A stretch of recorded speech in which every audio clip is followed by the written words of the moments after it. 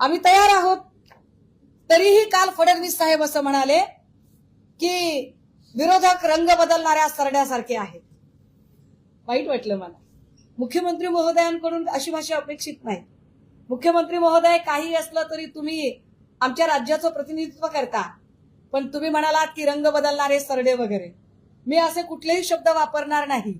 पण रंग बदलणारा सरडा काय असतो आम्ही तर असं कधी काही केलं नाही, पण काही फोटोज आपल्याला दाखवले पाहिजे।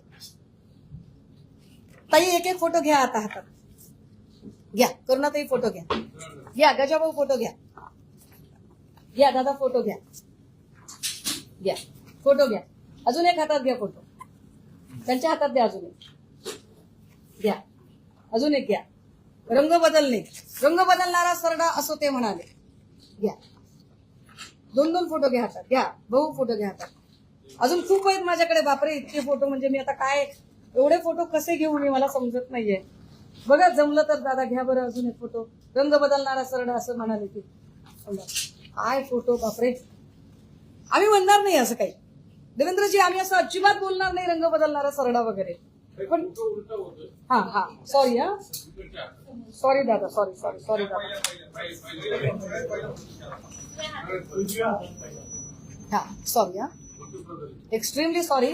आमच्या देशाचे हे पंतप्रधान आहेत आणि त्यांची गरिमा हे आमच्यासाठी अत्यंत महत्वाची आहे।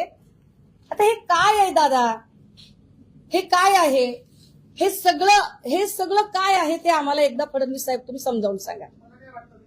हा नाही, मी त्याच्यावर बोलते ना, मी फ्लोअर ओपन करते दादा, माझे मुद्दे पूर्ण होऊ देत ना।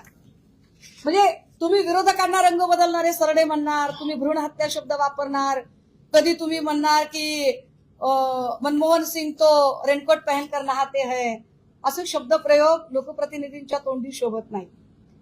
मला एक सुसंस्कृत वारसा आहे, माझ्या आई वडिलांचे, माझ्या नेतृत्वाचे माझ्यावर अतिशय चांगले संस्कार आहेत, त्यामुळे मी कुठलेही वाईट शब्द वापरणार नाही।